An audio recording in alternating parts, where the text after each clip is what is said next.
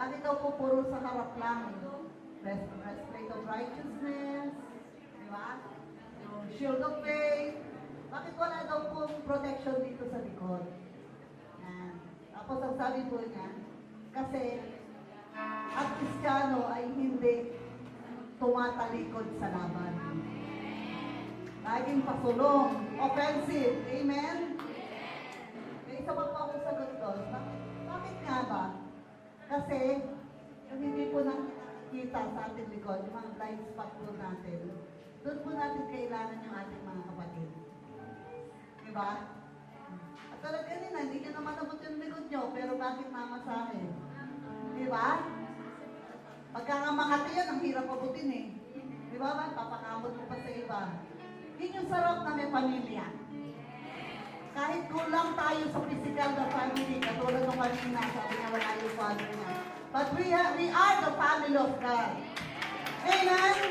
We have one Father. We have the same Spirit na nag-guide sa atin. Amen? Ang sarap sa pamilya ng Diyos. Kunin po natin ang Panginoon.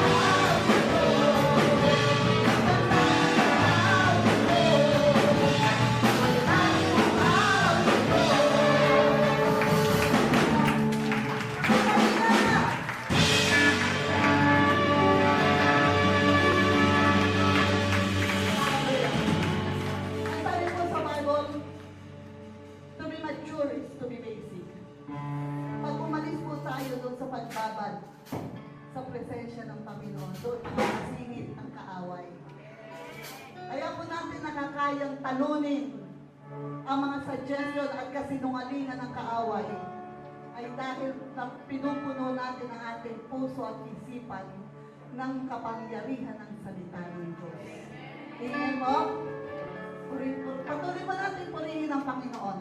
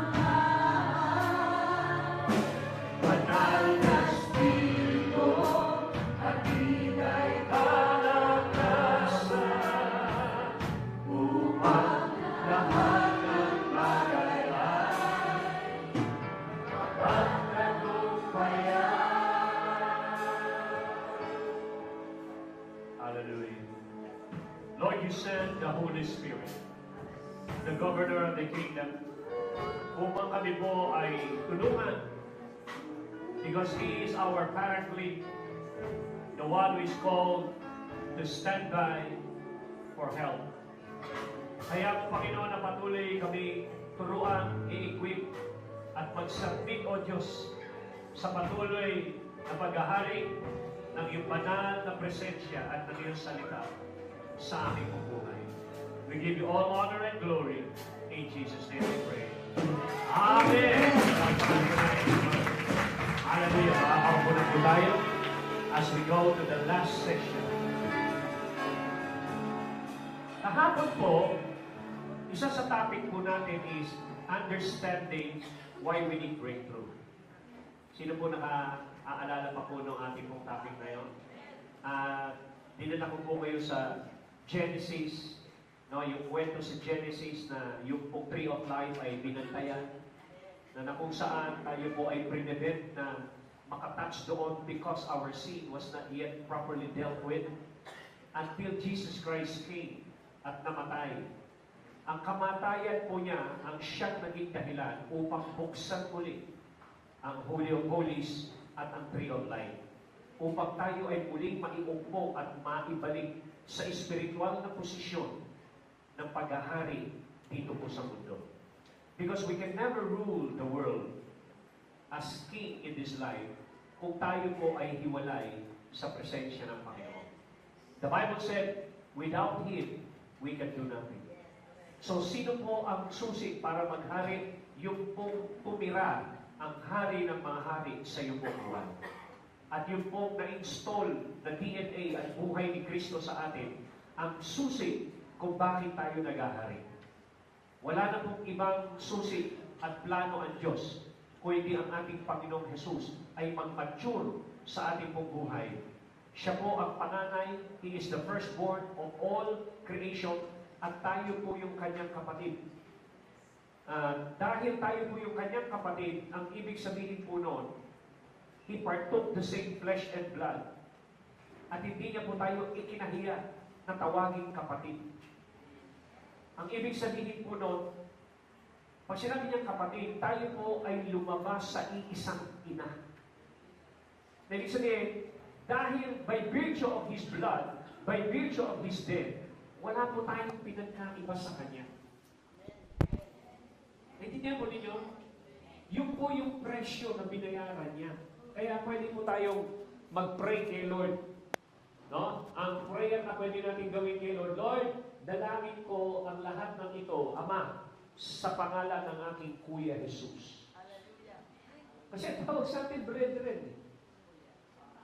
Di ba? Ano sabi niya nung siya nabuhay na maguli? Sabi niya, pumunta ka sa aking kapatid. Go to my brethren. Hello? Siya yung ating kuya. So, yung kapatid, karugtong, no? Na pwede mong sabihin ang lahat ng iyong problema. The Word of God said, cast all your cares upon Him, for He cares for you. Ngayon pong hapon, gusto ko pong ituro po sa inyo yung isa pong napaka-importante na dapat po nating malaman. Okay, alam na natin yung breakthrough. Paano yung step? Ano yung mga hakbangin para maka-breakthrough ka? Ano yung kinakailangan para maka-breakthrough ka na patuloy mo consistently na dapat na ginagawa? Amen? Sa pagluluto po, merong step ng pagluluto ng kanin. Okay? Hindi po pwedeng hindi mo lalagyan ng tubig yan. Ang unang step, lalagyan mo ng tubig yung bigas. Hindi po pwedeng magluluto ka ng kanin, walang tubig. Dahil pag nagluto ka ng bigas ng walang tubig, ang mangyayari doon, masusunog lang yon at magiging bigas na kape yun. Kape ang labas doon, hindi na kanin. Kasi nasunog. No? Yun po yung ginagawa nilang kape noon. Sinusunog yung kanin, magiging brown. Pagkatapos lalagyan ng mainit na tubig, magiging kape na. No? Kapag ka na-miss out mo yung proseso, kung ano yung una, mahihirapan po tayong maka-breakthrough. So, nakahanda ang lahat sa atin, sabi ng Panginoon. Sabi mo sa katabi, kukunin mo na lang. Ngayon, di ba? Hindi mo pwedeng iaabot lang sa iyo ng Panginoon na wala nang gagawing effort. Merong effort. Isipin po ninyo, pinangako sa inyo yung promised land. O yan, yung promised land, ibinibigay ko sa inyo yan. Pangako yun. Pero hindi po pwedeng makuha yung promised land nang walang laban. Pansinin ninyo, nangako. Oh, sa inyo yung promise na, pero ma-obtain nyo yan ng warfare. Ngayon, kung hindi mo lalabanan yung higante dyan, hindi mo makukuha yung ipinangako. Sabi mo sa iyong katabi, kailangan ipaglaban mo ang ipinangako ng Diyos. Di ba para bang illogical, nangako sila ng promise na, tapos nabulaga sila doon sa spine, may higante pa lang ito. Bakit naman sila? Magbibigay lang ng pangako, may higante pa. Di ba? Parang ganun yung logic. Pero alam niyo ba, bakit nandun yung higante? Imbestigahan natin paano napunta doon yung higante. Ganito po nagsimula yan. Una, si Abraham kinausap. Nung kinausap ng Panginoon si Abraham, gusto nyo malang paano niya kinausap? Kinausap po siya sa realm ng spirit. Mukhang hindi yata kayo naniniwala. Ang usapan ni Abraham tsaka si Lord sa realm ng spirit. Papakita ko po sa inyo konting side strip lang sa truth ng Panginoon. Genesis chapter 15. Nandun nagsimula ang lahat. At makikita tayo ng katotohanan po doon, maaring yun po yung ating pong kailangan. Sa Genesis chapter 15, magsimula po tayo doon. Okay? Okay. Genesis chapter 15. Okay. After these things, pansinin po ninyo the word of the Lord came to Abram. Pansinin po ninyo, bakit kaya ang pangalan niya rito ay Abram? Hindi pa napapalitan. Okay? Abram pa lang, Abram. In a vision, saying, "Do not be afraid, Abram. I am your shield and your exceedingly great reward." Kung ikaw tatanungin ng Panginoon at sasabihin niya sa iyo, Abram, ako ang iyong great portion, ako ang great reward. Matutuwa ka ba? Sino rin ang matutuwa? Praise God. Yung iba sa inyo, amen. Siguro kung re-rewardan ka ng house and lot tsaka 10 milyon, maaaring tuwang-tuwa ka. Di ba? Pero alam nyo, ang regalo o ang reward na ibinigay sa kanya, hindi bahay, hindi kotse, mismong si Lord ang regalo. Kumita ninyo? Di ba? Kasi pagka si Lord ang regalo mo, ang portion mo, kahit ilang kotse pwedeng ibigay. Kahit ilang bahay pwedeng ibigay. So, huwag natin ipagpalit. Dapat ang reward natin si Lord. Ang reward natin, yung presensya niya, yung pagsama niya. Bakit? Hindi nauubusan si Lord. Yung bangko nauubusan. So, sabi niya, I am your exceedingly great reward. Next. But Abram said, Lord God, what will you give me seeing I go childless? Tawag ninyo, binigyan na siya, ako na ang reward mo, pagkatapos nakapokus si Abraham sa kanyang kawalan. Sabi niya, wala akong anak Ano ba yung bibigay ko? Nagbigay na ako. Ako na nga, binigay ko na yung sarili ko. I am your exceedingly great reward. Tapos sasabihin mo, wala akong anak. Bakit? Di ba kita pwede bigyan ng anak? Parang yan ang sinasabi ng Panginoon. So, binato niya si Lord ng kanyang pangangailangan na matagal niya ng dini-desire. Nagliligawan pa lang, nagde-date pa lang sila ni Sarah sa Jollibee. Pinag-uusapan na nila kung ilan ang anak nila. Then, napanatagpuan nila, na-discover nila na ang si Sarah ay baong. Hallelujah. So, imagine po ninyo yun, nung nagde-date pa lang sila, ikinasal na sila. Tapos, after how many months, hindi pa nabubunto si Sarah, na-realize na baong si Sarah. Tapos yung kanilang mga pinag-usapan sa Jollibee, ayan naman yung ating mga pangarap na magkaroon tayo ng pamilya. So, nandun pa rin yun. Nakabaon pa rin yung longing na yun sa puso ni Abraham at ni Sarah. Correct? Sa palagay nyo kaya, lingid kay Lord yun, hindi nakikita ni Lord yung longing na yun? Nakikita. Ngayon, sabi niya? Sabi niya rito, and the heir of my house is Eleazar of Damascus. Ang magmamana ng aking mga real estate at kayamanan ay ang aking servant ni si Eleazar. So meron ng desisyon na nangyari kasi yung desisyon na yun ay base sa kanyang nakikita at nararanasang realidad sa physical. Matanda na siya, 75 years old, asawa niya, matanda na rin, baog pa. Kaya nag-desisyon sila na ang magmamana ay ang kanyang servant, Eleazar. Next, verse 2, sabi niya, then Abraham said, look, you have given me no offspring. Indeed, one born in my house is my heir. Then verse 4, sumagot naman si Lord. At ang sabi ni Lord sa kanya, sa verse 4, and behold, the word of the Lord came to him saying, ano raw dumating? Yung word. Sa Hebrew word ng salitang word na yan ay dabar. Yung pong Hebrew word na dabar ay equivalent sa Greek word na rema. Okay? What is dabar? Dabar is the word or the life of the word within the word that pushes the word to fulfillment. Yun po yung dabar. Pag sinabing dabar, yung buhay ng salita ng Diyos na gumagalaw sa loob ng salita na kung saan isa na ng direksyon ng puwersa na yun, papunta po yun sa tinatawag kong fulfillment. Hello? Okay. So, sabi ni Lord, the word of the Lord came to him saying, this one shall not be your ear. Yung decision mo na yan ay hindi yan mangyayari. Bakit?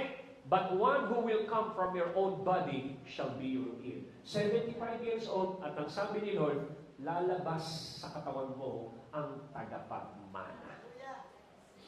Sabi mo sa iyo katabi. Sabi mo sa iyo katabi, ang solusyon ng Diyos. Sabi mo siya, ang solusyon ng Diyos nasa loob mo. Ha? Sabi mo, ang solusyon wala sa labas. Ang solusyon nasa loob.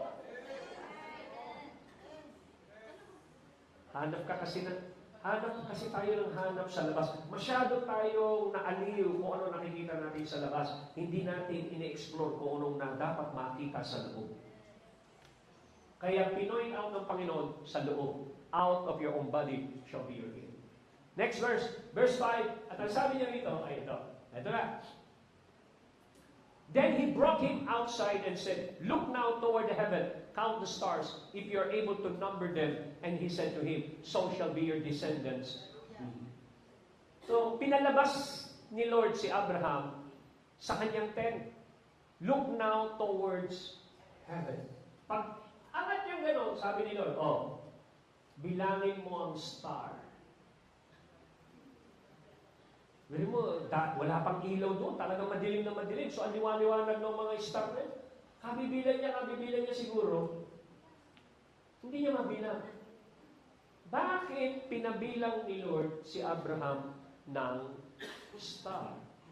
Alam niyo ba kung bakit? Kasi tinutulungan ng Panginoon si Abraham na yung binhi, which is the Word of God, yung rema, yung dabar, na sinabi niya, na lalabas sa'yo ang tagapagmana mo, at tinutulungan niya sa pamamagitan ng illustration ng star, ma-imagine niya yung mga star na yon ay kanyang mga lahi. Bili mo, binagin niya si Lord, wala akong anak. Sabi ko, tingnan mo ang mga star.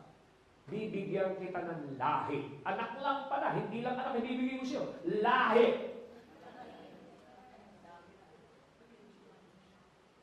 Hello? Minsan pinipresent mo kay Lord, Lord, paano itong isang problema mo? O ito isang milyong solusyon?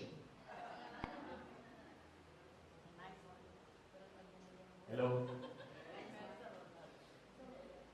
Meron bang mahirap kay Lord? Wala. So, bakit niya tinutulungan? Para ma-stir up ang kanyang imagination. Now listen. The seed of your future is in your imagination.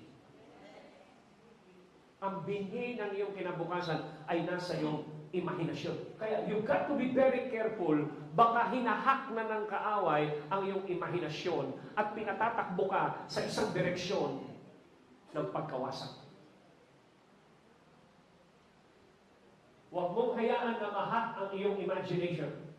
Hayaan mo na ang iyong imagination ay magatungan ng salita ng Diyos. Alam niyo po ba na yung pong word na imagination, pag tinignan po ninyo yan sa Greek word, ang tawag po doon, ang term po doon is logismos.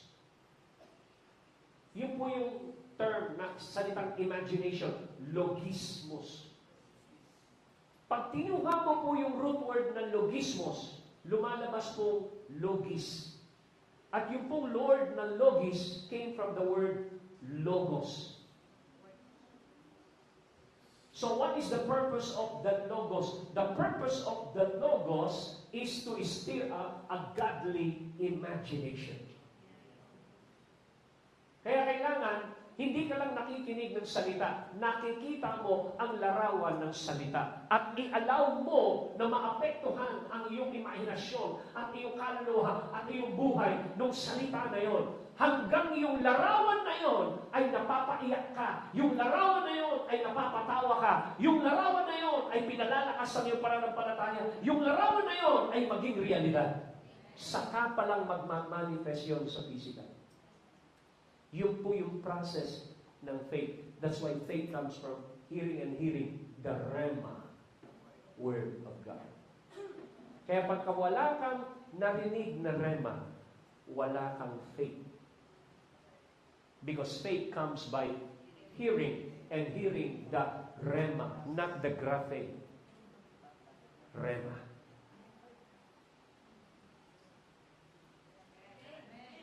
Hindi rin po logos kung hindi Rhema. Dapat magsalita ang logos sa iyo. Dapat mag-release ng Rhema ang logos sa iyo, which is Christ. Kaya pinatingin siya doon saan? Sa star. Para ano?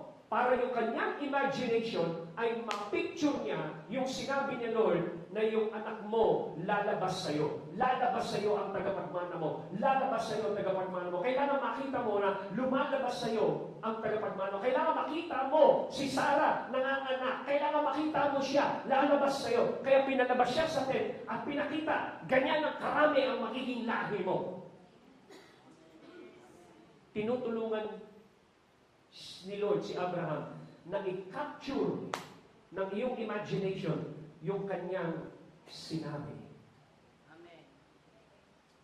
Dahil pag hindi na-capture ng iyong imagination, walang mabubuo. Makinig ko kayo. Sino ho rito may computer? Nasa naman? Sa bahay. Sino ho rito nagpapaprint minsan ng papel sa computer siya? Nagpapaprint. Okay. Ano ang process ng computer? Ng printing. Ito printing machine, ito computer mo. Meron kang i-connect na wire papunta doon sa printing machine. Pagkatapos hahanapin mo yung file doon sa laptop o sa computer. Pag nakita mo yung file, bubuksan mo yun. Tapos lalabas yung picture. Paglabas ng picture, pipindutin mo yung print. Pag pindot ng print na yon, i-absorb yun doon sa printing machine. Tapos lalabas yung papel na nakaprint. Kung ano ang itsura doon sa monitor ng computer mo, yun yung itsura na lalabas na mapiprint sa papel. So isipin po ninyo, yung pong laptop, yun po yung nakadeposit ang inyong mga imagination. Sa realm ng imagination. Pag print ni Lord yun, palalabasin niya sa physical realm, hindi mo lang siya ini-imagine, mahahawakan mo na yun sa papel. Ipiprint sa physical realm yun. Magmamanifest sa physical realm yun. Yung iba, gustong may matanggap. Yung iba, gustong magmanifest yung blessing ni Lord, pero wala namang picture ang kanilang imahinasyon. Hello? Andiyan naman kayo? Kaya sabihin mo sa iyong katabi, pagbutihin mo, pakikinig. Bakit pagbutihin? Ibig sabihin, pagganahin mo ang iyong imahinasyon habang nakikinig. Para pagka nakikita mo ang salita o ang larawan ng aking salita, ikaw ay napapangiti, ikaw ay sumasaya. Bakit? Kasi nagda-download ang larawan ng salita ng Diyos sa iyo at ikaw ay na-excite. At habang ikaw ay na-excite at ikaw ay nag-amen, nakita mo yung larawan niya, Amen! Amen! Once sabi mo, Amen! Napindot na po sa realm ng Spirit yung print. Hallelujah! It's already set in motion na magmamanifest na ito sa iyong buhay. After 1 week, makikita mo, yung ini-imagine mo, nahahawakan mo. Praise God. Pwede nyo? Excited kayo, di ba? Kasi, minsan, nakikinig ka lang dyan, hindi mo pinagagana ang iyong imahinasyon. Si Abraham din nakikinig, pero hindi niya pinagagana yung kanyang imahinasyon. Kaya pinalabas siya sa labas ng kanyang tent para paganahin yung imahinasyon. Hindi mo nakikita yung stag na yan. Bilangin mo. 1, 2, 3, 4. Yan ang lahi mo. Ha? Lahi ko to. Oo, tingnan mo yung isa. Oh. Tingnan mo, ang laki. Oh. Yung isa, oh. Yung isa, oh. Matangos ang ilong. Oh. O yung isa, oh. Tangkado. Yung isa, oh. Maliit. Hindi mo nakikita. Bilangin mo. Isa. Ano ba, Abraham? Pangalawa. Lolo! Pangatlo. Lolo! Hindi mo nakikita yan. Hindi mo nakikita yan.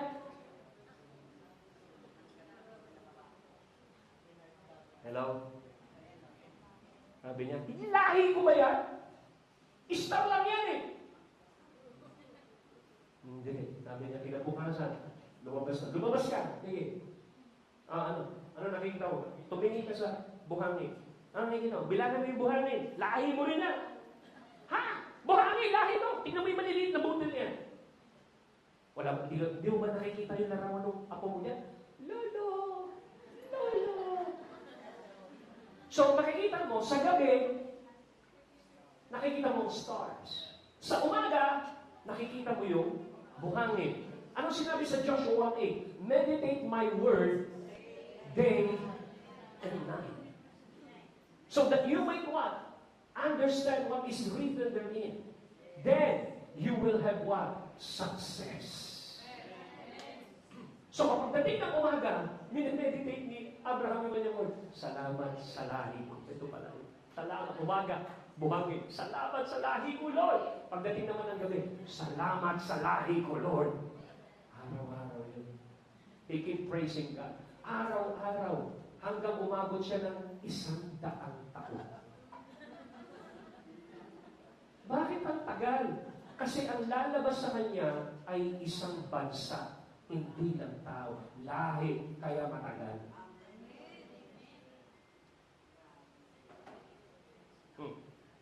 Naintindihan niyo usapan nila?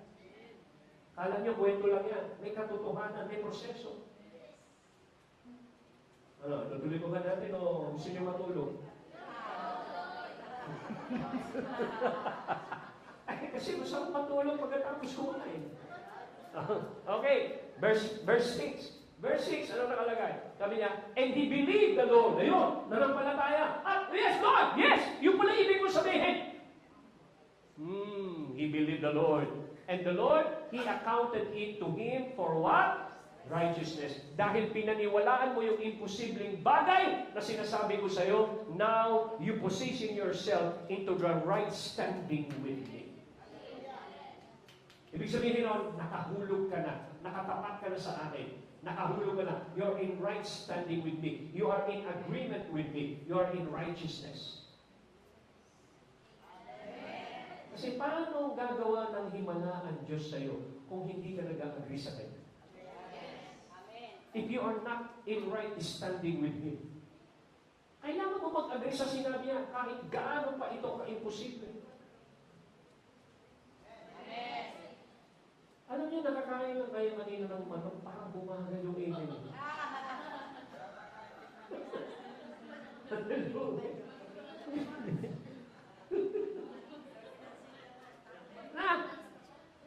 So kita niyo yung response ni Lord?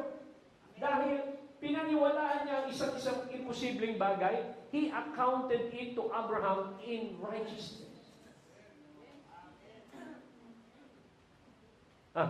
Verse 6, ano namin niya? Verse 7, tuloy lang. Then he said to him, I am the Lord who brought you out from the land of Ur of Chaldeans to give you this land to inherit. Hindi lang anak, hindi lang lahi ang ibinigay. Nag-release pa uli si Lord ng word. Bibigyan din kita ng land. Yung ngayon yung Israel, Jerusalem, the promised land, Canaan. So dito pa lang, nagbigay na ng titulo si Lord sa mga Israelita. At yung titulo ay hawak ni Abraham. Yan ang history. Yan ang guarantee na yung promised land hindi pag-aari ng mga Palestine. Verse 8. Then he said, Lord God, how shall I know that I will inherit it? Oh, ito na naman. Tatanong na naman niya, ano kung matatanggap yung lupa na yan? Magandang tanong, di ba? Pero pagdating sa physical na ari-arian, no? Sabihin po natin lahat, ari-arian. Diba? Pag sinabing ari-arian, galing yan sa salita, kunwari-kunwarian sa iyo. Pero kay Lord lahat yan. Binigyan ka lang ng pangangasiwa. Pinagkatiwalaan ka lang as a steward. Amen? Lahat po tayo ay steward lang ng lahat ng nandali. Pinagkatiwalaan ka. Si Lord lahat may-ari niya. Yung buhay mo, si Lord may-ari niya. Yung katawan mo, si Lord ang may-ari niya. Yung kotse mo, lahat yan, hindi babalik yan sa langit. Mabubulok yan dito sa lupa. Lupa pa rin yan. Amen? So, sabi niya, paano ko ba makukuha yan? Magandang tanong yan. Ibig sabihin niya, paano mo matatanggap ang sinasabi mo? Sino ito gusto matanggap ang pangako ng Diyos? Okay, ito yung step. Sa verse 9, sabi niya rito, He said to him, bring me a 3-year-old heifer. Ibig sabihin ng heifer, goat. Kalabaw, baka, heifer, red heifer. A 3-year-old female goat, a 3-year-old ram, a turtle dove, and a young pigeon. Ano ang sagot ni Lord pagdating doon sa inheritance, pagdating sa mana? Gusto mo makuha yung mana? Paano ba nare-release ang mana? Paano nare-release ang mana? Hindi ka pa pwedeng magmana kung wala ka namang relasyon doon sa mga nagpapamana sa'yo. Halimbawa, nanay mo, milyonaryo. Ang tanong, anak ka ba? Anong katunayan na anak ka? Bakit ka na naangkin ng mana? Lalabas yan sa birth certificate mo, lalabas yan sa testamento ng nagpapamana. So si Lord, may gustong ipamana. Ngayon, ang tanong ni Lord, paano ni Abraham, paano ko matatanggap yan? Ang sagot ni Lord ay tipan. Makipagtipan ka sa akin.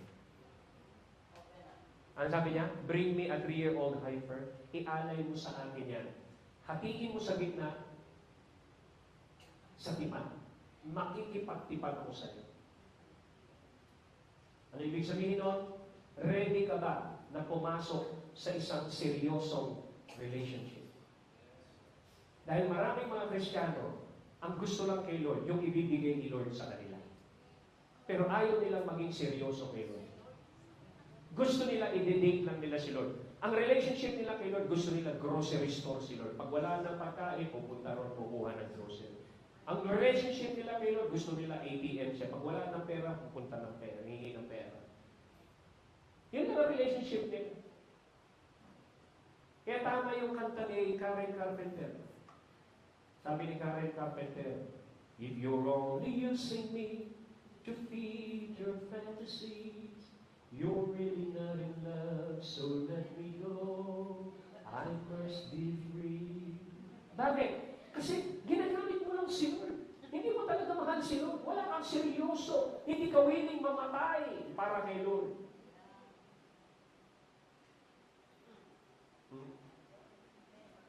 Oh, ba't nananahimik ka? Huh? Chicken lang ang katapat mo. Diba? So, nangyari.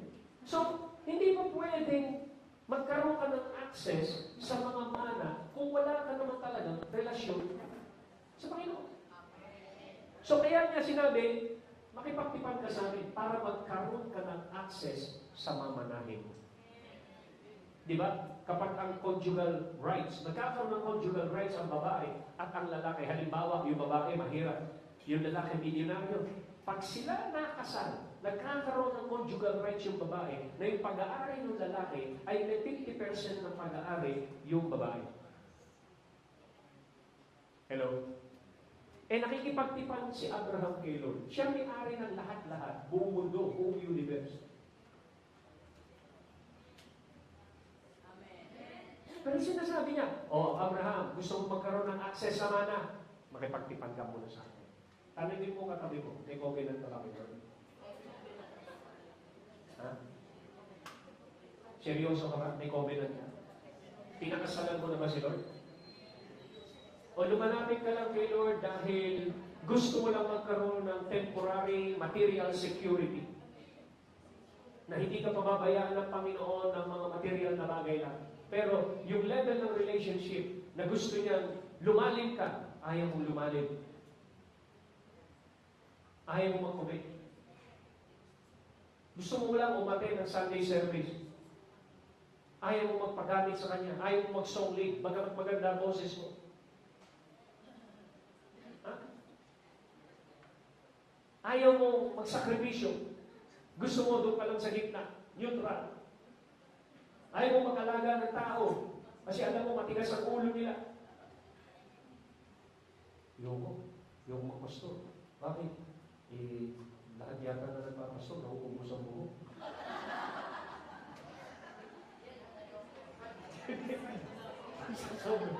Sobrang problema. Sa sobrang problema. Nasasabunutan yung sarili. Hallelujah. Pansinin po ninyo, maraming mga dahilan yung mga tao bakit ayaw nila maglingkod kay Lord kasi ang dami nila na-obserbahan. Kasi, alam mo bakit yung iba ayaw mag-full time? Ayaw mag-full time nung iba kasi pinagmamasdan nila yung pastor nila. Parang hirap na hirap sa buhay. Parang naghihikaos. Parang pulubi. Para bang, pagka naglilingkod ka kay Lord, para bang may aura ng kahirapan. Para bang yung may tatlong anak mag-ama. Sabi, may tatlo siyang babae na anak. Yung panganay, sabi niya, anak, sino nanliligaw sa iyo?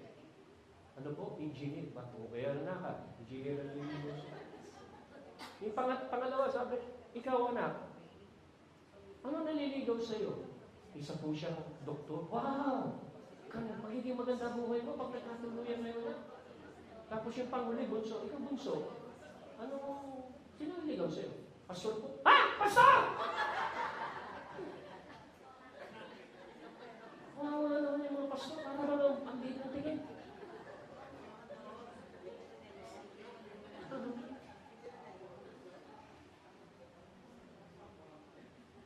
Alam niyo, nagkaroon talaga ng survey sa Pilipinas. Ng mga single. Tinanong lahat ng survey sa mga Pilipinas, sa mga single na babae, sinong gusto mag-asawa ng pastor? Alam niyo, napakababa. Halos wala.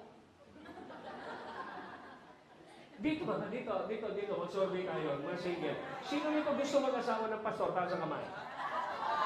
O, tingnan nyo, dito pa lang, wala talaga magtataas. Di ba? Kasi, para bang pagka nag-asawa ka ng full-time na pastor, para bang kinakabahan ka, na para bang walang kasiguruhan yung buhay ng isang pastor, para bang ang representation ng pastor, para bang kinikiri niya ang lahat ng kapighatian sa buhay. Hallelujah. Kaya may mga kanta dyan na naman yan. Yung isa, nung nag-asawa ganito, aping-api yung pastor na yun. Nag-asawa sila. Tapos, napilitan sila, dahil bago pa lang sila, dahil pastor, napilitan silang tumira sa kanilang biyanan. Yun ang medyo masakit to. Tapos, siyempre, pastor siya, nararamdaman niya yung bulong-bulungan. Ba yung asawa mo? Pangkapil lang, walang maibig. Mga ganun ba? Kaya tuloy mayroong kanta na-develop eh. Yung kanta ganito.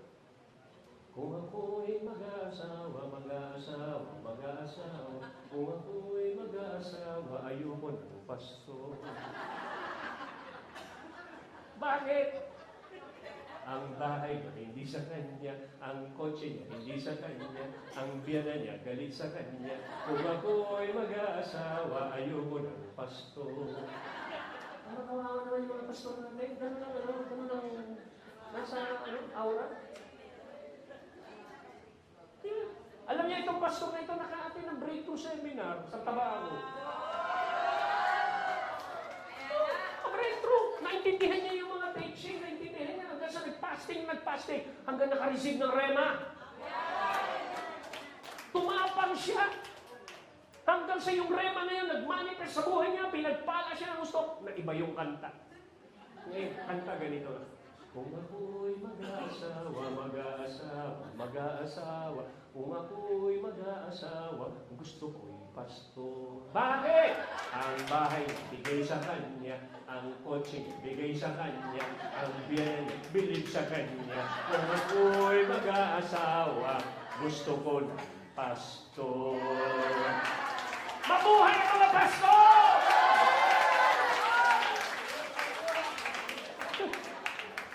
Mag-full time na kayo! Mag-pastor na kayo! Hindi kayo pababayaan ni Lord. Burahin natin yung kaisipan na pag nagpastor ka, naglingkod ka kay Lord. Kahirapan hindi. Pag naglingkod ka kay Lord, kasaganaan. Basta't alam mo lang ang tipan. Alam mo lang ang paparaanan ng kaharian. Alam mong hanapin ang kaharian at ang lahat ng ito idaragdag sa iyo. Pagka puro pagdagdag, ang lakas ng amen. Amen!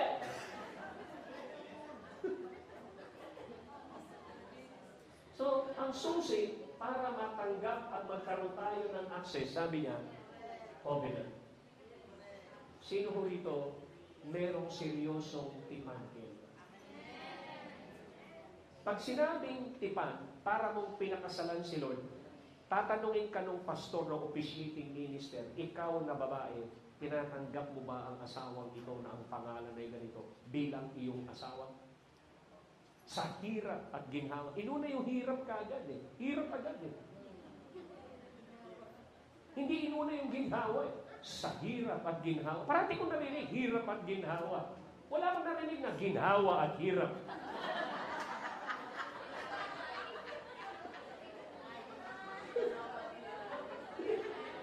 Hallelujah. Di ba? Bakit kaya ganun? No? May standard na sila na sabihin nyo sa hirap at ginhawa. Saan man, sakit o kagalingan. Through health or sickness. Through sickness and in health. Ano mali ka? Sickness muna, bago health. Di ba? Anong sumunod? Through thick and thin. Pag sabihin ng thick, mataba ka pa nun. Dahil sa sorrow, pumayat ka na pumayat. Yeah? Tapos inuna pa yun, pagdating doon sa kayamanan, through riches and poor. Di ba napaka-misteryoso ng mga workings na ganito, na nando doon. Di ba? Tapos ikaw naman, sa sobrang in love ka, single ka, bata ka pa, 25 ka lang, 23 ka, nakatingin ka sa mata niya habang nagsasalita yung pastor, hindi mo inuunawa. I do! Ayan, then nag-I do ka, ayan, lalaba ka. Naglilinis ka ng bahay, nagluluto ka, naging teacher ka ng anak mo, naging 3 anak mo, teacher ka lahat mo, grade 1, grade 2, grade 3, hanggang high school, teacher ka. Ganito pala yung I do. Diba? So, yun pala yung I do. Tapos biglang umiiyak ka, bigla kang nasampal. I do, yan, ka-I do mo. Ha? Alam mo kapag nandiyan ka na, bali todo na yan. No exchange, no return. Hindi pwedeng ibalik. Hindi pwedeng palitan. Yan na yun. Kaya kay Lord, pag sinabi mo, Lord, susunod ako sa iyo. Through thick and thin. Kahit ako'y usigin, kahit ako'y ganito, kahit ako'y duguan, kahit ako'y mabugbog, makulong, katulad ni Pablo. Ayan na, kita nyo? Kapag ganito na usapan, nananahimik na kayo. Kanina, ang ganda ng mag-i-amen kayo, ang lalakas ng amen nyo kapag ang usapan, iladagdag sa'yo, amen! Ayan.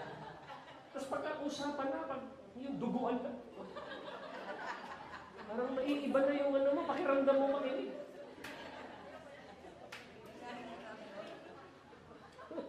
Hallelujah. Ito, sinagot siya ng seryoso ni Lord. Hindi mo pwedeng makuha ang inheritance hanggat di ka nakikipagtipan sa akin. Kailangan pakasalan mo muna ako. Hello? Pagdating sa verse 10, ang nakalagay. Then he brought all these to him and cut them into two down the middle and placed each piece opposite other. But he did not cut the birds in two. Verse 11. Sa verse 11, and when the vultures came down the carcasses, Abram drove them away. Ba't kaya sinulat to? Bakit pa may vulture? Kasi sa inyong pagpasok sa relation, may mga demonyo at vultures na pwedeng manggulo ng relationship nyo ngayon. Dapat yung mga vultures na yan, pinapalayas nyo sa buhay. Para hindi niya sirain ang seryosong relationship mo kayo. Amen?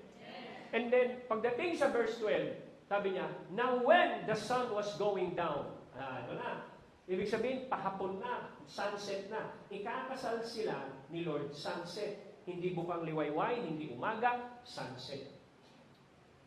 Tapos, ano nangyari kay Abraham na ikakasal? A deep sleep fell upon Abraham.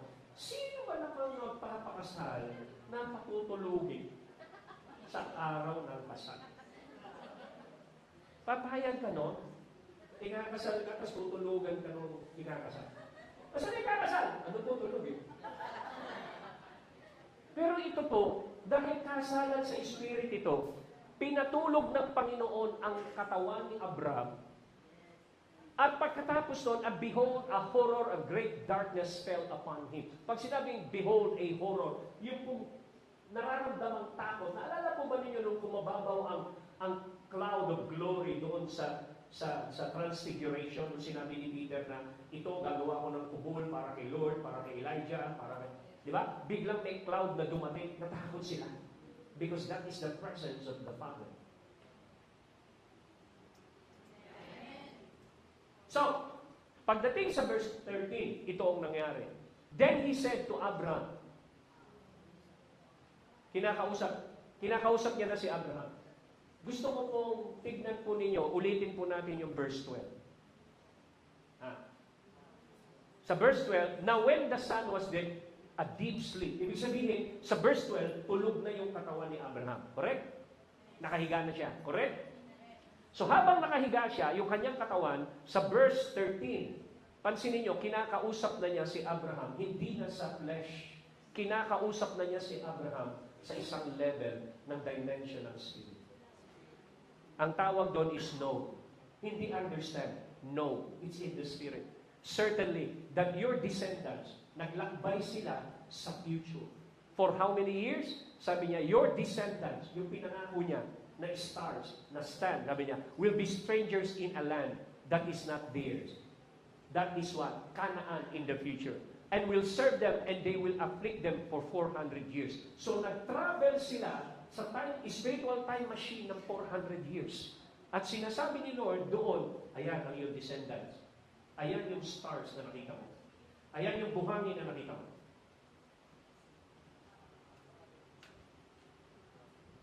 Naintindihan po niya? That is in the spirit. Bakit 400 years ang nilakbay nila? At that time nung nangako si Lord, 75 years old si Abraham. Kapag naglakbay lang sila ng 25 years, ang makikita niya lang ay si Isaac. Kaya naglakbay sila ng 400 years at sila ay nakaabot sa land of Egypt by the millions para tumugma doon sa stars na nakita niya at doon sa buhangin na nakita niya physically. So saan nagsimula na magkakaroon, mapiprint ito sa kanyang buhay? Doon sa sinasabi ng Panginoon na salita na kaya mong i-capture sa iyong imagination. Kaya ang meditation, makinig po kayo, ang meditation involves your imagination. Meditate my word day and night. Hanggang sa maapektuhan ka na nito. Hanggang sa totoong-totoo na sa iyo ito. Hanggang lumalabas na ito sa bibig mo. Hanggang napapanaginipan mo na ito. Hanggang apektado na ang buhay mo. Hanggang wala nang magawa. Lahat ng puwersa ng grace ng Panginoon ay pupunta na sa iyo para bigyan ng katuparan ang lahat ng nasa iyong imahinasyon at lumalabas sa bibig mo na pangako ng Diyos. Hello? Hindi ako nagmamadali kasi gusto ko pong i-detalye sa inyo ang proseso, paano nagmamanifest ang salita at pangako ng Diyos. Para hindi ka ma-frustrate kay Lord, para paghawakan mo ang kanyang salita, ipanalangin ang kanyang pangako, hindi ka titigil, nandoon ang panalangin day and night hanggang sa dumating ang pangako. At ano nangyari? Verse 14, ito na. Habang tulog pa rin si Abraham, sinabi ni Abraham habang nando sa, sabi ni Lord sa realm of the Spirit, and also the nation whom they serve I will judge. Afterward, they shall come out with great possession. Kaya makapansin nyo, yung kwento, bago sila umalis, inutusan sila ni Moses, inutusan na, strip the Egyptian with gold and silver. Because, ang pangako, they will not come out empty, but they will come out with great possession. And 14, 15, sabi niya, now, as for you, you shall go for your fathers in peace, you shall be buried at good old age. At in verse 16, but in the fourth generation, kung si Abraham ang unang generasyon, pangalawang generation sino? Isaac. Pangatlong generation sino? Jacob. Pang-apat na generation sino? Joseph. Kaya si Joseph napunta ng at doon sila dinala. Correct? At ni-raise up sino? Si Moses. Kita nyo? Eksakto sila. Tama? So, sabi niya, but in the fourth generation, they shall return here. Ano yung return here? Doon sa promised land na ibinibigay ni Lord, this will be your land. Pero after 400 years. For the iniquity of Amorite is not yet complete. So, pansinin po ninyo, habang nandun sila sa Egypt, merong nagtatrabaho sa promised land. Merong nagtatanim ng ubas. Merong mga higante na nagtatayo ng mga mansyon, ng mga malalaking bahay. Para kanino? Sa Israel, para sa atin. Hindi naging empty yung land. Anong ginawa? Nagtayuan ng mga building. Sige, magtayo pa kayo. Bakit? Darating yung tunay na may-ari. Darating yung tunay na tagapagmana. Kasama ka ba ron? Kaya ano sinabi diyan? Dumating yung time na kapag dating sa verse 17, eto na. And it came to pass. Ayan na. When the sun went down, lubog ng araw, it was dark, that behold, there appeared a smoking oven. Isipin niyo smoking oven. Umaapoy na oven. A burning torch. Maapoy. Pass between those pieces. Kaya yung apoy, yung pong mga baka na pinagati sa gitna. Nung madilim na, si Lord, like a smoking oven, like a burning torch, naglakad sa gitna. Sa aisle, kinunsum na yung kasalan. Pero yung katawan ni Abraham, nasa ground. But in the spirit, they entered into what? A covenant. Mula noon, ang pangalan na ni Abraham napalitan ng letter H. Yung dominant letter H ng pangalan ni Lord, napunta kay Abraham. Naging Abraham. Kasal na sila. So lahat ng nasa lahi ni Abraham, kasama tayo ron. Nag-declare si Lord ng matinding blessing. The Abrahamic covenant. Tingnan mo yung paano si Lord. I-claim mo yung mana mo. I-claim mo yung blessing mo. I-invoke mo yung tipan mo. Kaya tinatanong ko sa inyo kanina, kung seryoso ka sa tipan. Kaya kung seryoso ka sa tipan, tiyak ang blessing mo. Amen. So, anong title ng ano natin? Steps to breakthrough. Pero wala na tayo. Sabi ko, sidestep lang tayo. Biglang naging message. So, ano yung step para matapos po tayo? 4 lang po yan. Ready na ba kayo? Parang pagod na kayo. Hallelujah. Anong unang step? Number 1.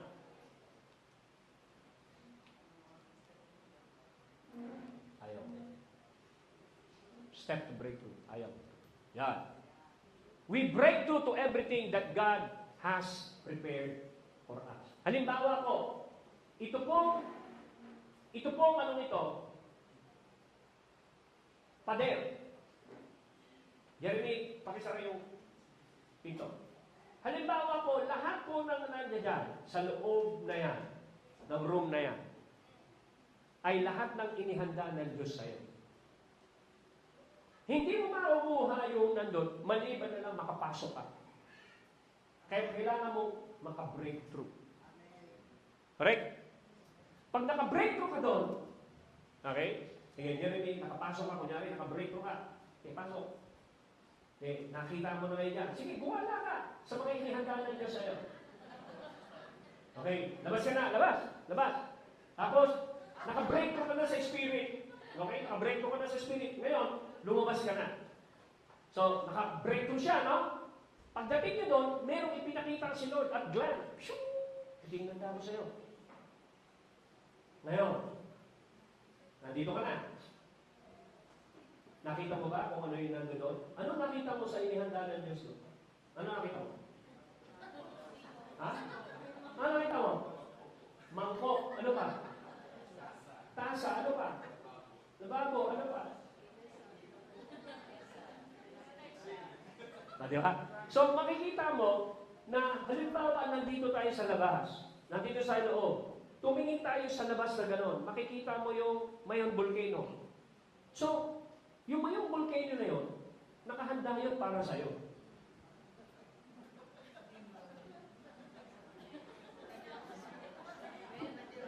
Parang, hirap naman ng mana ko, umuputok.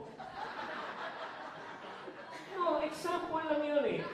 Example ko sa iyo, para binibigyan kita ng bituin, para maintindihan mo sa utak mo, yung ibig kong sabihin na breakthrough. Oo, laki ng pera ng Mayon. Oh, di ba? Oh, so, makinig ko kayo. Pag naka-breakthrough ka dyan sa inihanda ng Diyos na yan, ano sabi ng Diyos? Wala pang nakakakita ng mata. Hindi pa nakikita ng mata, hindi pa na sumasagi sa isip ng tao, hindi pa nararamdaman ng tao ang mga bagay na inihanda ng Diyos sa mga umiibig sa Kanya.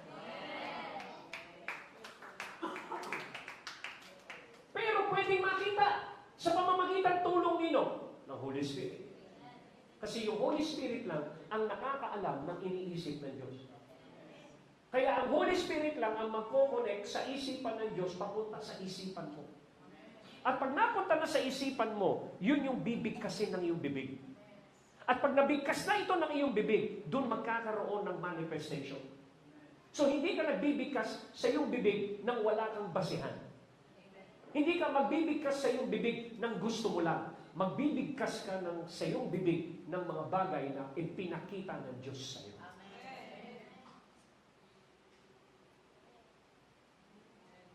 So, we break through to everything that God has prepared for us. Unang-una, however, it is written, no eye had seen, no ear had heard, no mind had conceived what God has prepared. Meron nang inihanda ang Diyos. Everybody say, prepare! Meron nang inihanda, past tense. Ibig sabihin, wala pa ang lolo't lola mo, may inihanda na. Nagliligawan pa lang ang lolo't lola mo, meron nang nakahanda. Ayun na naman tayo. Hallelujah. Then, but God has revealed it to us by His what?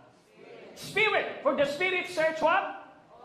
All things that He has prepared. Sino magre-reveal?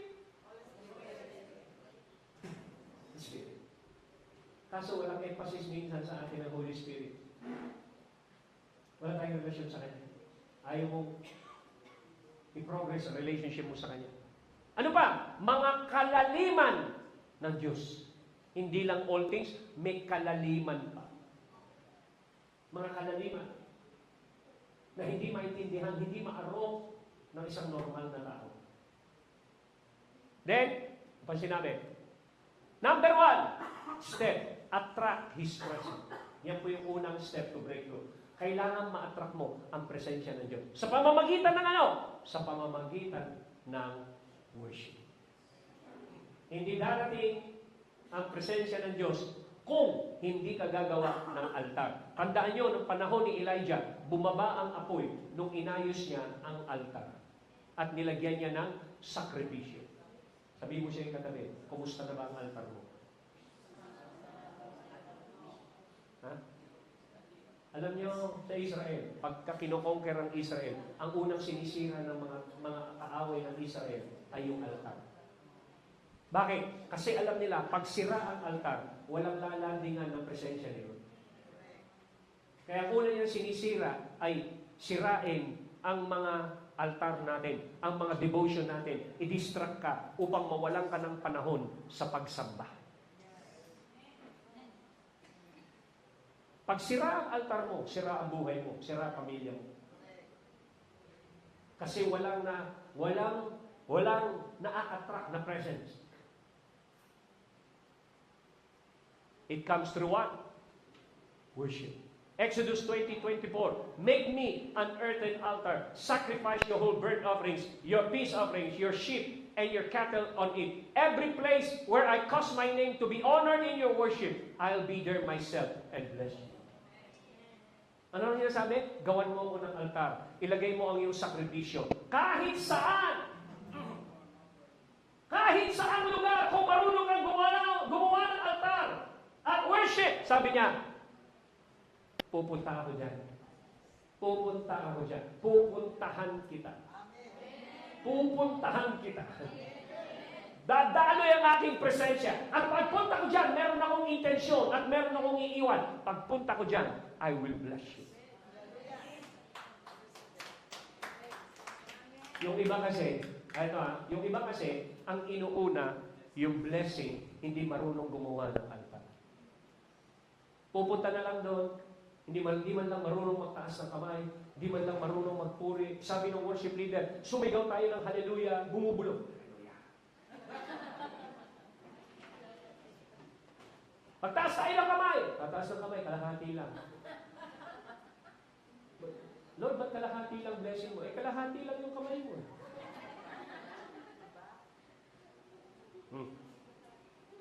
Gumawa ng altar. Ano pa sabi? Maglagay ng sacrifice. Maglagay daw ng sacrifice. Hindi maglagay ng tira-tira. Minsan kung magbigay tayo kay Lord, puro tira-tira. Ang sabi? Magbigay ng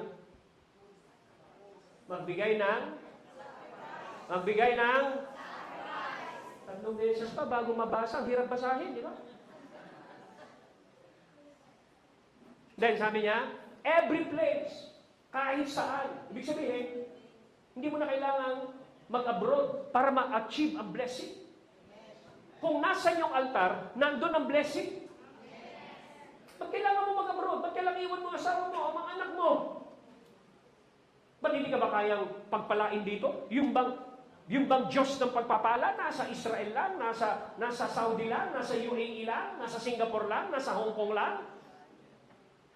Pupunta ka doon para magpaalila sa ibang bansa? Anong ina-apply mo? Ikaw yung ilalim, hindi ikaw yung ulo. Pero sabi ni Lord, you will be the head and not the tail. Tapos pupunta ka doon para magpaalipin. Blessing ba yun? Ha? Blessing yun? Nanghahawa ka pa?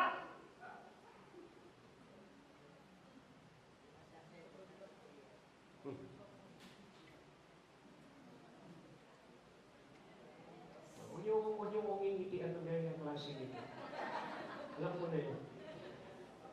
Hindi yung blessing yun. Pero magpapalipin ka sa isang bansa, tapos tatawagin mo na bless ka, pero totoo nun, inalipin ka. Simple lang naman para tayo yumaman. Sabi nila sa Deuteronomy 28, hear and obey, and this blessing shall overtake you. Ibig sabihin ng overtake, hahanapin ka, i-overtake ka.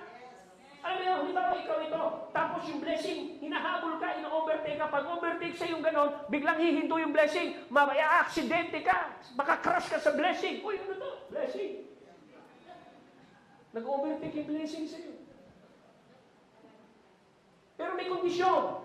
Hear and obey. Ito, ang kondisyon ng blessing dito, mag-build ka ng altar, lagay ka ng sacrifice. Kahit saan na ako'y sinasamba mo, darating ang presensya ko honored in your worship. If I am honored in your worship, I'll be there myself and bless you. Hallelujah. Palakpakan po natin ang Panginoon. Ano sinabi ng Psalm 23? But you are holy. You are enthroned in the praises of Israel. Kapag nagpupuri pala tayo at sumasamba pala tayo, dumarating si Lord. Ginagawang trono ang ating pagsamba. Kanina habang nagpupuri tayo dito, may nakakita ng pangitain. Nakita ni Sister Pauline kanina, habang nag-worship tayo dito, nagkakantahan, merong malaking ipo-ipo na umiikot dito sa atin. Alam po niyo yung ipo-ipo na yun? Presensya ng Panginoon. Yun yung nag-rapture kanino? Kay Elijah. Nagmamanifest yun. Yata kayo masaya nung pangitain na yun. Appreciate nyo naman si Lord sa kanya. Diba? Ano pa?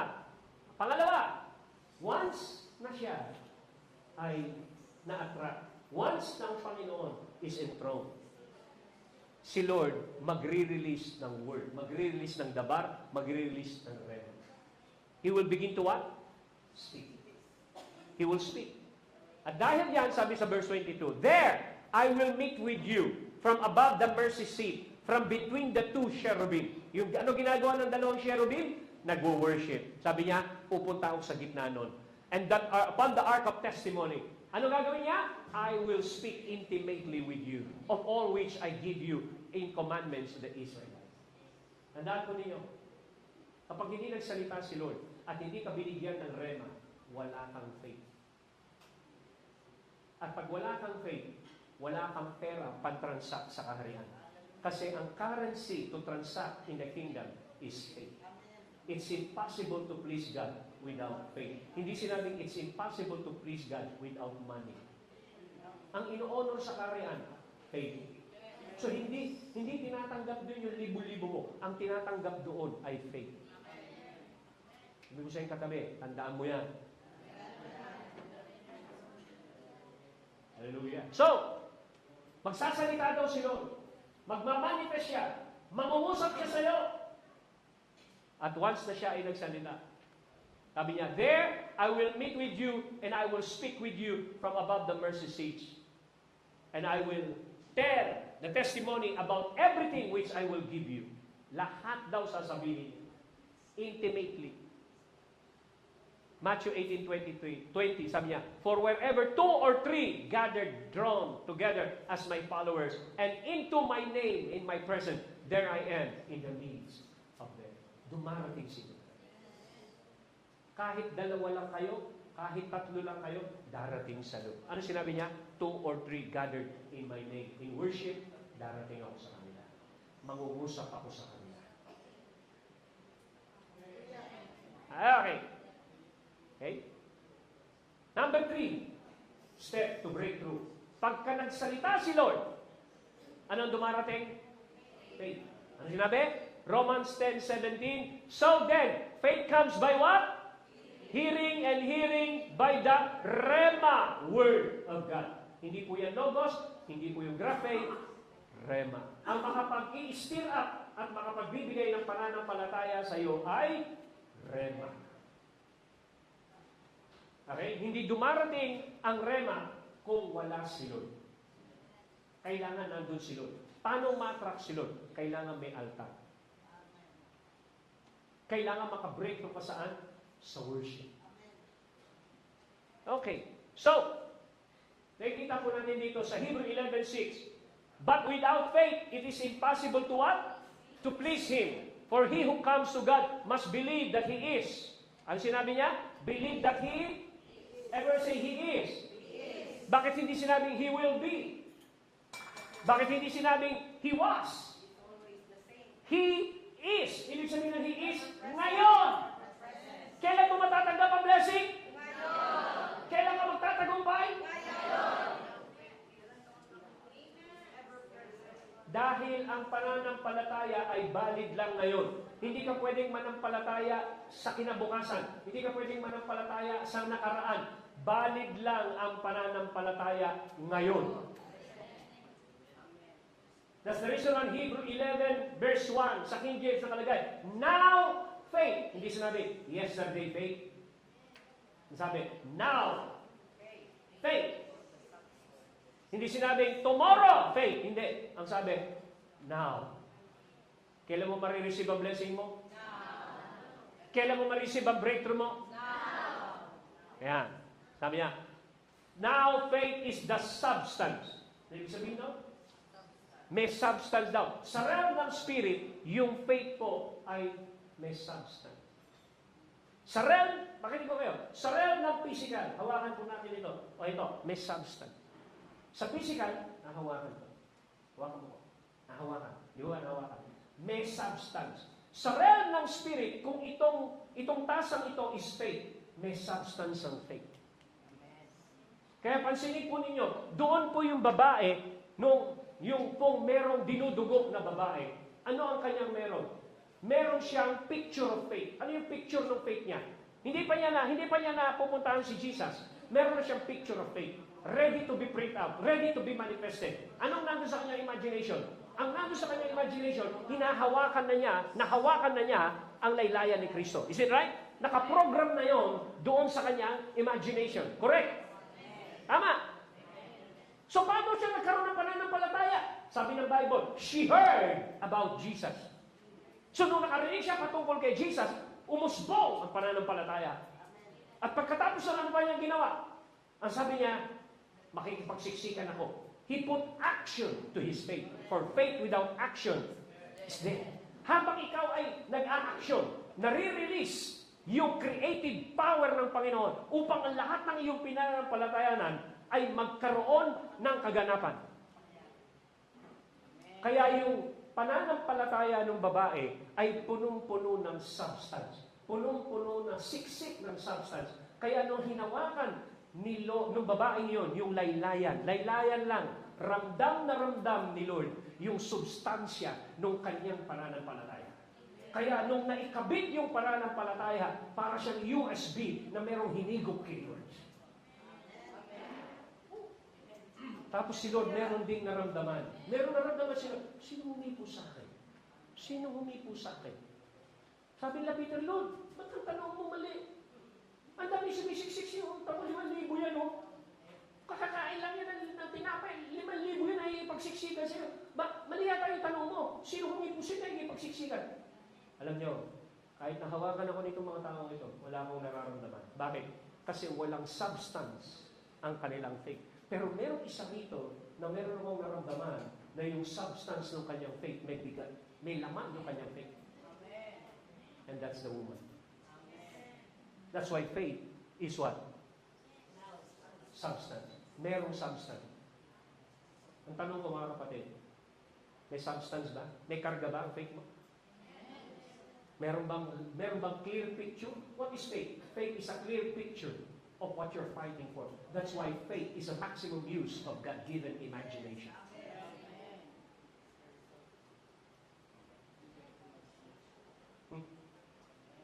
Hello? Kaya kailangan may substance yun. May substance ng confession. Parati niya sinasabi, he kept on telling on herself, if I could only touch him, if I could only touch him. Merong confession of faith, merong action of faith, merong imagination of faith. Kaya punong-puno ng bigat. Kaya nung naidikit ngayon sa grace, faith plus grace, pag nagtagpo ang grace at ang faith, si Jesus, full of grace. Itong babaeng ito, punong-puno ng pananampalataya. Nung nagtagpo ang grace at ang faith, boom! Healing take place. Kasi yung grace ang magke-create kung ano ang picture ng faith. At doon ka nakaka-breakthrough. Kaya nung pinopisay sa akin na magkakaroon ako ng van na puti, 12 years ago, napapanaginipan ko, dadrive ako ng van na puti. At sabi nung prophet, your van is going to strategic places. Tapos nakarating dito, sa Bicol, Tabaco. That's why Tabaco is a strategic place. Naga is a strategic place. Kaya dalawa po ang ipagpe-pray ko dito mamaya na representative ng mga magko-coordinate sa Tabaco. Si Pastor Rohel at si Pastor Noel. Parehas silang may L. God. Hallelujah. So sabi niya, hope for and the evidence of things not seen. So what is faith? Pag sinabi, you live by faith, your life here on earth is regulated by the unseen evidence of the reality of what God has prepared for you. So yun yung living by faith. Hindi yung living by faith parang lisensya para bigyan ka ng love gift. Alam mo naman kami mga pastor, living by faith lang. Ba't ano tingin mo sa living by faith lang? Kahirapan. Si Abraham, sa father of faith, mayaman. Si Job, isa man of faith, napakayaman. Sila Isaac, marunong sila, mga altar builder yan. Sila Jacob, sila David, mga altar builder yan. Ang yayaman yan.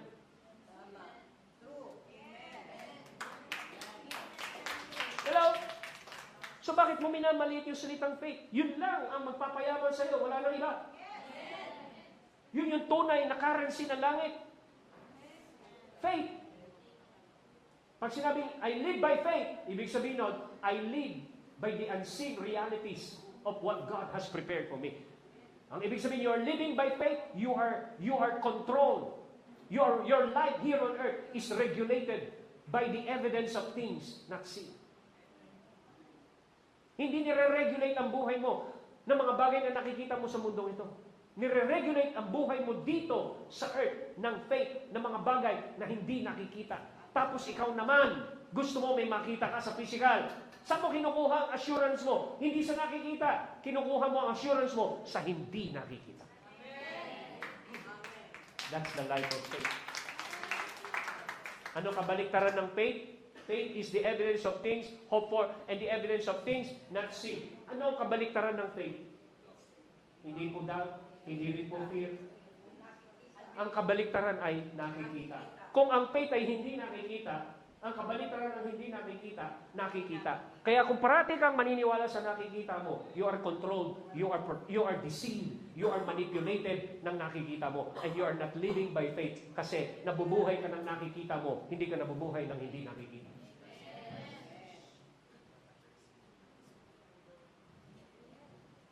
Kaya kapag ka ikaw ay walang nakita dito, nagsisimula kang matakot, at magsisimula kang mag-alinlangan. Kasi hindi mo nakikita yung hindi nakikita. Labo naman statement yun. Kaya ka natatakot kasi hindi mo nakikita yung dapat mong makita na hindi nakikita, na nakita na ng Diyos sapagkat matagal niya nang in-establish. So ito maraming naintindihan. Now, let's go sa ating slide as we close. So, 2 Corinthians 4:18. So we fix our eyes not on what is seen, but on what is unseen. For what is seen is temporary, but what is unseen is what? Eternal. So, ibig sabihin nun, life of faith is governed by eternal things, not by temporary things. Ulitin ko. Life of faith is governed by eternal things, not by temporary things. Hallelujah! Okay. So, lastly, ang huli. The moment na magkaroon ka ng faith, lalakas ang iyong pananampalataya. And because of that faith, you will begin to what? Overcome. You begin to overcome. Paano? Ano sinabi sa 1 John 5:4? For everyone born of God. Sino ito pinanganak? Sa Diyos. Everyone born of God. Ibig sabihin, nagsimula kay Lord. Nanggaling kay Lord. Ang word niya, nanggaling kay Lord. So everyone that is born of God overcomes the world. How? Sabi niya, this is the victory that has overcome the world. Even our faith. Paano daw tayo magtatagumpay? Paano tayo mapapagtagumpay ng mundo? By Our faith. our faith. Hindi po faith ni Lord, hindi po faith ng Holy Spirit, kundi faith natin. Our faith. Kaya pansinin po ninyo, sa lahat ng mga healing at himala na natanggap na tao sa panahon ni Jesus, ano sinabi niya? You are healed because of your faith. Tinanggap mo yan, nangyari sa yan because of your faith. At parati niya sinasabi, be it unto you according to your faith. Hindi according to your money, according to your house. Hindi. According to your faith. Hello? Now, look. So makikita natin, when we come to build His altars. Hallelujah. Ano ang dumadating when we build His altar? His presence comes. Ready na ba kayo mag-build ng altar? Ready na ba kayo na i-restore yung altar na sinira ng kaaway sa buhay niyo? Meron ba kayong family altar? Yung iba, wala yata kami. Dapat meron. May prayer meeting din kayo. Hindi lang prayer meeting sa church. Pati sa pamilya mo, dapat may prayer meeting kayo. Hello? So, when we build altar, His presence comes. When we worship God, His presence comes. When His presence comes, His voice comes. When His voice comes, faith comes. When faith comes, we overcome. Breakthrough. Are you here? Intindihan po natin. So kapag hindi mo na-practice yan, lalong-lalo na po ang worship at inaalagaan mo ang altar mo na huwag sirain na tao. Because a broken altar speaks of a broken life. So, kapag ang salita ng Panginoon ay dumating sa iyo ng katulad na ito, i-apply po ninyo ito. Sa August na po tayo magkikita-kita muli. Sa August, may panibagong level na naman ng revelation. Pero okay ba sa inyo na kayo ay maghanda panggastos ng sarili niyong pagkain? Si minsan na mo problema si Pastor Roy, alam mo naman sa Bicol, pagka hindi libre pagkain, hindi puputay tao. Ayan, nagkakaintindihan tayo ngayon na Pastor Roy, hindi raw. Not all. Pero yung iba, sana all, libre. Now, magkaisa po tayo. Sino ito naniniwala, kayang tustusan ng mga Bicolano ang revival sa Bicol? Hindi ko sinabing, mga kapatid, hindi ko sinasabing hindi natin kailangan ng Koreano or anything. Kung tumulong sila ng merong string attached. Pero, ang revival ng Pilipino, ibibigay sa Pilipino. Bakit? Tayo nandito, tayo naghihirap, tayo nakakaalam ng kondisyon ng ating mga tao. Tayo dapat yung mag-excel. Tayo dapat yung may puso sa kapwa natin Pilipino. Tayo dapat yung may puso na willing na magsakripisyo para susugan at gatungan ang apoy ng revival dito po sa Tabaco, sa Naga, sa Sorsogon, sa Catanduanes, sa Daet, sa Albay. Ako po naniniwala sapagkat ipinakita po sa akin ng Panginoon noong 2000, nung papasok pa lang ang 2024, December 31, nag-worship po kami, sinasalubong po namin yung bagong taon. Nagpakita po si Lord ng isang napakalaking pinto na higante. Sa sobrang laki, hindi kayang i-push ng isang tao. Hindi kayang buksan ng sino ang tao ang pintuan na yun.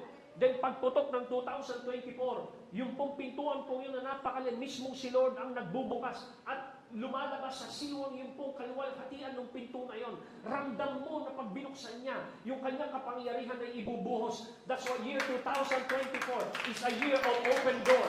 It's a year that God will open the door over your life. He opened doors for Tabaco. He opened doors for Naga. He opened doors for Sorsogon, for Catanduanes, for Albay, to Pulangi Albay, to Daet, even Quezon. Hallelujah. I want to tell you, kung titignan nyo sa mapa, ang Bicol ang parang gulugod na nagdudugtong sa Luzon at Mindanao. Pag hindi lumakas at kumapoy ang gulugod, hindi tatayo ang Pilipinas. Inaantay ng Panginoon ang Bicol. Kung nagsakripisyo na rin lang, magsakripisyo na tayo ng todo-todo. Magsakripisyo na tayo ng tama. Gawin na natin focus laser ang ating pananampalataya. Tumaya na tayo sa kalooban ng Panginoon. Itodo na natin. Malapit na siyang dumating. Mag-invest na tayo sa kanyang kaharian na hindi nayayanig. Amen. Praise God. Sino po rito willing makipagtulungan? Sa revival ng Bicol, sa revival ng Albay. At sinasabi niya, Lord, count me in. I want to participate. In any form, in prayer, in finances, in food, in everything na po pwedeng maitulong para umabante lang ang paghahari ng Diyos. Hallelujah. We declare His majesty. We declare the King of Kings and Lord of Lords here in Tabaco Albay. Jesus is Lord over this place. Jesus is Lord over this place. Jesus is Lord over Tabaco. Hallelujah. Lift your hands. You begin to bless God right now. Begin to pray. The oil. Hey, where's the oil? Oh God, we give you glory, we give you thanks. You begin to pray. Hallelujah.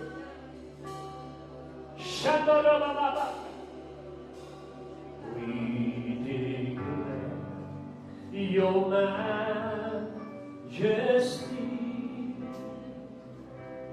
We proclaim that your name is exalted. For you reign magnificently rule, victoriously, and your power shown throughout the earth. For you reign magnificently rule, victoriously, and your power shown throughout the earth. And we exclaim,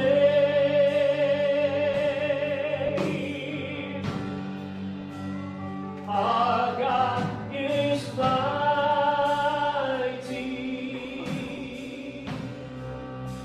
Lift up your name,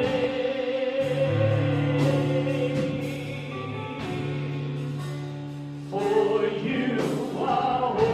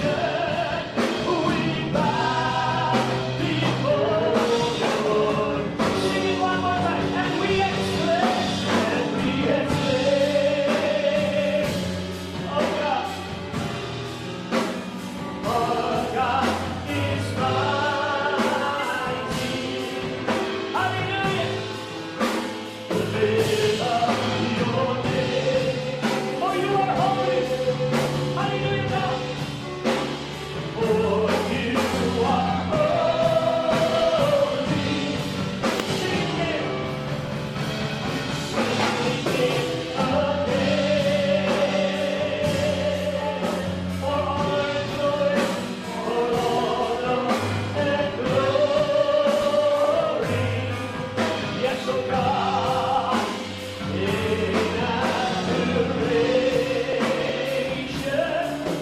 we bow before your throne. We bow before your throne.